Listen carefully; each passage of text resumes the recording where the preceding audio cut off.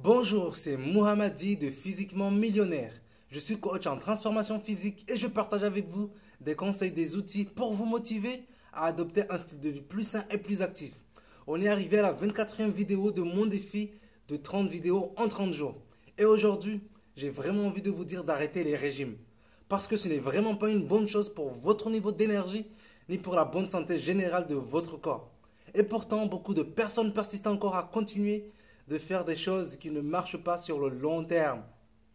Si les régimes étaient des méthodes qui marchaient vraiment, ça se saurait.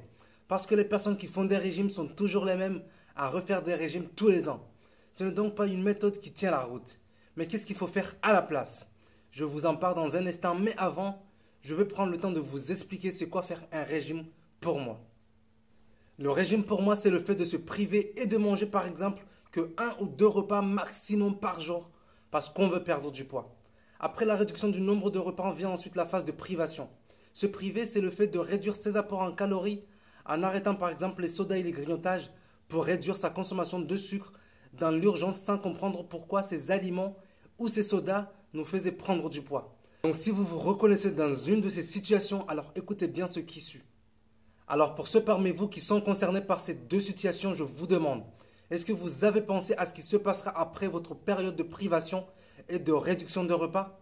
Parce qu'il est vrai que quand vous réduisez vos apports en calories par la diminution de vos repas et par la privation de certains de vos plaisirs préférés que vous allez perdre du poids. Et c'est justement ça, faire un régime. Mais est-ce que vous avez pensé à ce qui se passera après que vous aurez réussi à perdre kilos en trop? Quel sera donc votre comportement alimentaire après votre régime? Avez-vous pris le temps de penser à ça? Parce que si vous recommencez à manger comme avant votre régime et à consommer des sodas et avoir des grignotages pas sains, vous allez à nouveau reprendre du poids puisque ce sont les mêmes habitudes que ceux que vous avez fait avant pour prendre du poids. Ça serait une grande erreur de continuer régime après régime la même méthode qui ne marche pas. Si vous voulez vraiment atteindre votre poids idéal et le garder à vie, alors il serait temps d'appliquer des vraies méthodes qui marchent sur le long terme. C'est quoi donc cette méthode? Je vous en ai déjà parlé dans mes autres vidéos dans le cadre de ce défi. C'est d'adopter un mode de vie sain et actif. Mais qu'est-ce que cela signifie vraiment? Cela veut dire que vous apprenez à mieux vous nourrir parce que vous n'avez pas reçu les bonnes bases en alimentation et qu'il va donc falloir tout réapprendre pour arriver à faire face au marketing de la grande distribution. Et seulement après avoir compris et appliqué les bases d'une alimentation saine que vous allez vous mettre au sport et pas le contraire. Voilà donc ce que je voulais vous dire aujourd'hui.